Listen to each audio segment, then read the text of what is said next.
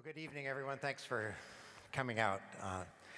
It's a real honor for me to be here and be with the two colleagues that are with us tonight.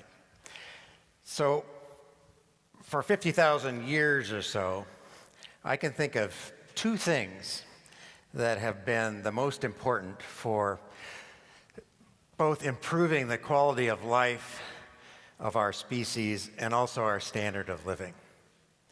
And unfortunately, those two things have rarely been at the top of the priority list of the people who hold the purse strings and have the power.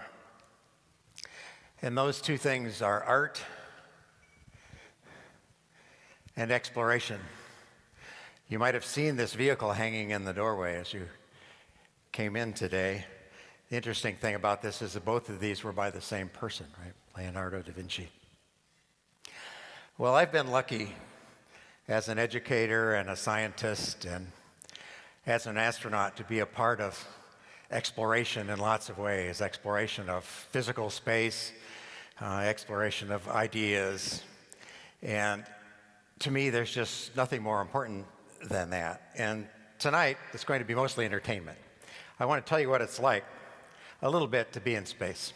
So let's start with a launch. You're lying on the launch pad 3 hours before flight. The thing you're really thinking about is how much you have to go to the bathroom. But that goes away when the engine's light. You have a tremendous amount of noise, tremendous amount of vibration, and then the solid rocket's light, and you forget about the other engines. If you weigh 150 pounds lying on the launch pad, when the shuttle lifts off, you weigh almost 450 pounds. So it's hard to lift your arms, it's hard to lift your head. There's a tremendous amount of noise, vibration, and fear. At least in my case, and I think in most cases. The shuttle is a dangerous machine, and if you didn't appreciate that, you really didn't appreciate that. So it goes very fast. By the time the shuttle goes to the top of the launch tower, you're already going 100 miles an hour. You continue on for 2 minutes, propelled by 5 engines, including these 2 big solid rockets on the outside. And during that time, it's called, the man who was piloting this mission, Dick Scobie, who was lost on the Challenger, called this like riding on a rough train. He had a railroad background. When the engines cut off and they separate, then you continue on the main engines for another 6.5 minutes. So it takes you 8.5 minutes to go from 0 miles an hour on the launch pad to 17,500 miles an hour, which is just the right speed going sideways that when the engine's cut off, you start to fall. You're not very far from the Earth, and the Earth, gravitational attraction between the shuttle and the Earth is pulling you down, but you're going so fast that as you fall, you just match the curvature of the Earth. So you fall, but you never get any closer to the Earth. That's what being in orbit means. And it's a wonderful feeling. You should all try it. So this picture was taken on my second flight, right after the main engines cut off, right after we became weightless. We looked out the front window and we saw one of our heat shield tiles floating by. And we thought, uh-oh. But it turns out it was a white one that aren't so critical, and it was fairly thin, so we figured it was even less critical, so we didn't bother to tell the ground. So weightlessness is wonderful, but the other aspect of being in space that is just so much fun and so unique is being able to look out the window. At the speed we're going, 5 miles per second, you go around the world every 90 minutes. So you fly over a hurricane like this, 45 minutes later it's dark. When you fly over a hurricane in the dark, it's just spectacular, the lightning, the flashing that goes on around. It's enough just to keep the cabin lit. One of the things that always amazed me, I never got tired of looking at the edge of the Earth, looking up at the space, which is absolutely black. The sky is absolutely black all the way up to the edge of the sun, which is absolutely white. But look at that little dark blue line at the edge of the Earth there. That's the air. That's all there is. So we live in this tiny, tiny little shell of air, and I never got tired of looking at that, and it never failed to strike me at just what an amazing environment we live in. Well, one of the coolest things that an astronaut gets to do is go outside. But in order to go outside for a few hours, you have to pay your dues. You have to spend a few hundred hours underwater in a tank working. And so this is getting suited up to go in the water to practice. They strap lead weights on your chest, and then they dump you in the water, and you're not weightless. It's like you pretend being weightless, because when you turn upside down, you still fall to the top of the suit, right? But it all pays off. So this is the Solar Maximum satellite. On my first mission, this was our first attempt in the space program to actually rendezvous with a satellite that was in orbit and fly over and capture it, bring it back in and repair it. There were two motivations for this. One, it was an expensive solar observatory, and we wanted to restore it so the scientists could do their work. The other, this was in 1984, the height of the Cold War, and we wanted to show the Russians that we could pluck a satellite out of the sky and do whatever we wanted with it. And my job was to take off all my tethers and put on this little backpack and do a leisurely flight over to the satellite. An amazing thing. And one of the things I'm really happy about is that I had trained myself that halfway there's nothing I could do, I'm just coasting over to the satellite, is to take my hands off the controls and look around and revert from the professional astronaut to the kid. And just go, turn around behind me, there's a giant spaceship with jets, rockets firing, and out in front is this beautiful satellite tumbling away. Down below me, the ground's going by at 5 miles a second, and just think, I can't believe they let me do this. So my job on this mission was to fly up to this satellite, and I had this contraption on the front of my suit, and there was a little pin about 4 inches long and about 1 inch in diameter that had been used to hold the satellite down on the rocket it was launched from. And I was supposed to fly up and put this little device on the edge onto that pin, and it had some jaws at the back. When the pin hit the back of the device, it would clamp down and I'd stick me to the satellite, and then I would stop the satellite from tumbling, and we would come up with the shuttle and grab it. But you can see what happened when I went in and tried to dock with the satellite. I went in and just bounced off. It turns out the pin was about 1 inch shorter than the drawings. Are there any engineers in the audience? Don't ever do that, you guys. And so you can imagine, I weigh almost 1,000 pounds with all this gear on, and I'm banging into this little satellite. And so it's, instead of tumbling slowly, it's tumbling more aggressively. So my job was then, Tripp said, I need this satellite. My commander said, grab a hold of the solar arrays. So I grabbed a hold of the solar arrays. You have to be very careful because they're made out of glass, right? So you don't want to tear your gloves. That's not good. And I walked out to the edge of the satellite, slowed it down a little bit, but not enough. And we were saved by the ground. So the ground was able to get the satellite back. We were able to fix it and to show that we really could do satellite repair on orbit. It came in very handy with Hubble Space Telescope and space station and that kind of work. So one of the fun things about being an astronaut, especially a scientist like me, is that you get to do science experiments. Some astronomy, some chemistry, some material science, some biology. One of the weird things about being an astronaut, sometimes you are the experiment. And this is John Glenn, who flew in 1961, and again when he was 77 years old, as an experiment, old guy in space.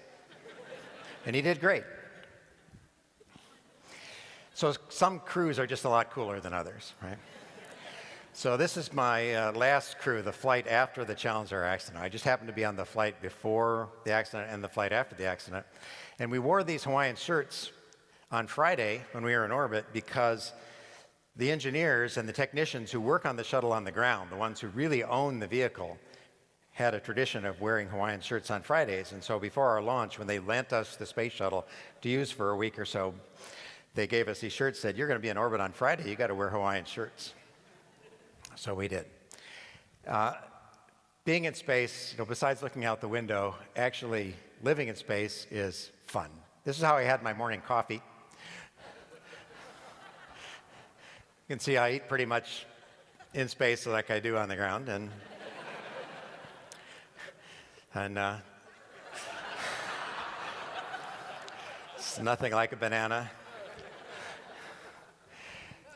You're going to see some real gymnasts later. This is our feeble imitation, but it's so much easier in zero gravity. Well, the space shuttle is just an amazing engineering achievement. I think it's appropriate that they retired it. The technology is pretty old. It's time to move on to do something else. So the commercial programs you're going to hear some about today, I think, are incredibly important and valuable, and I wish them success. I hope they all get filthy rich and just bring us in a lot more people into space than we have in the past. But it's not an easy thing to do. So here's a picture of a re-entry. Re-entry is one of the things that the movies always get wrong.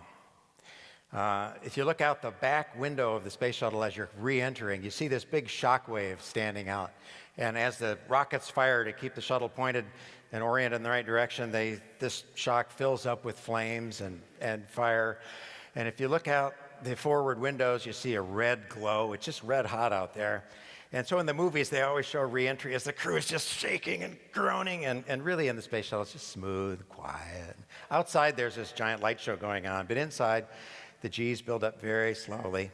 As you come down to the final approach, it's almost like an airplane. The airplanes that are landing out here at Boeing Field are coming towards the ground about 700 feet per second. The space shuttle, when it's coming down final approach, is going towards the ground at 11,000 feet per second. If you were to jump out the window at 20,000 feet, the shuttle would beat you to the ground. So, and no engines. You only get one try at this. So here is a landing. You put the landing gear down about 200 feet. You're going about 300 miles an hour. And then just kind of hang on. The crew inside, remember, has been in space for a while, so they've forgotten about gravity, so they feel really heavy. And the pilots who do these landings are just amazing. Lots of practice, but still, every one of the shuttle landings has been just spot on, and it's not that easy a thing to do. If you were to stand out here by Boeing Field and watch airplanes land, you'd see a bad landing about 1 in 4.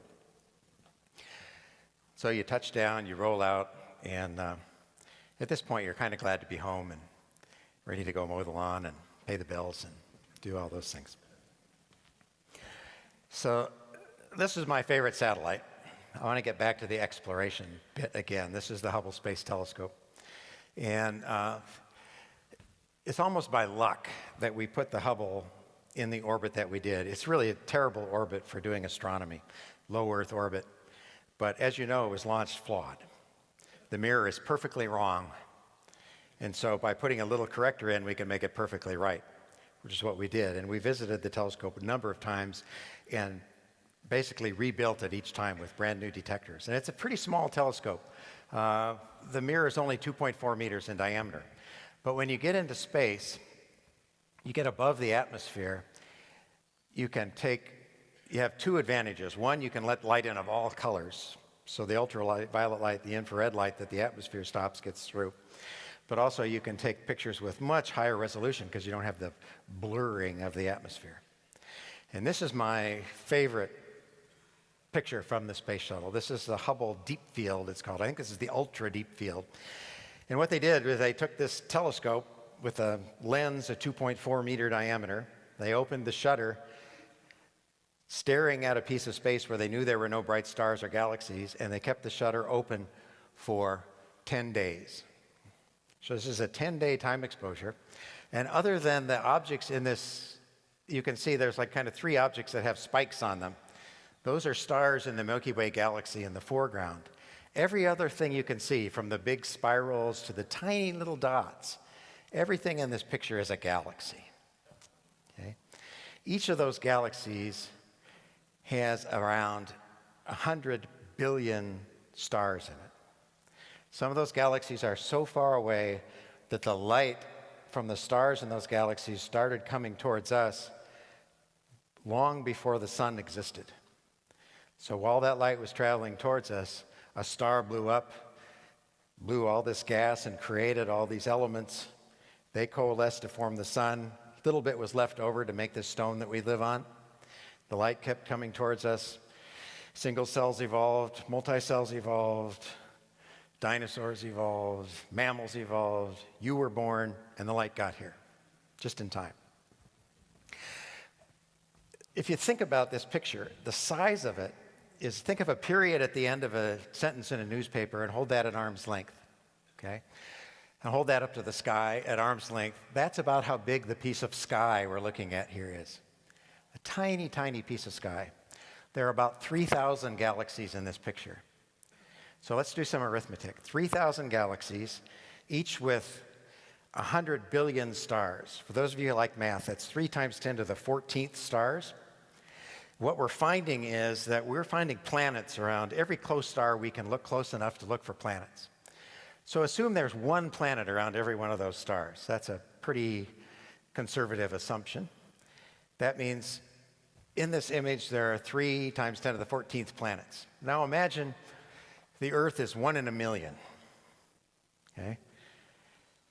So in this picture, the size of a period on a newspaper held at arm's length, there are 300 million Earths. Imagine all those eyes looking down at us. Now, I may be off by a few orders of magnitude. You just don't know. And we're never going to communicate with any ones of these. They're just too far away.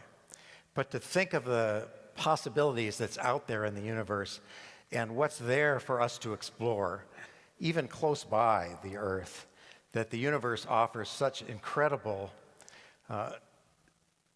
opportunity for us. Now, I started out by saying that exploration offers the biggest return on investment for improving the standard of living and the quality of life. So how is this picture, how is this going to help us? Is this going to lower the national debt? Or is this going to make our kids more secure? Well, in the short run, probably not. In the long run, absolutely. There's just nothing that returns a higher investment than this kind of exploration. So let me end with a quote from one of my favorite poets. I like poetry, and E.E. Cummings is a neat poet. He wrote a very depressing poem, but it has a very uplifting final line. And it is, listen, there's a hell of a good universe next door. Let's go. Thank you.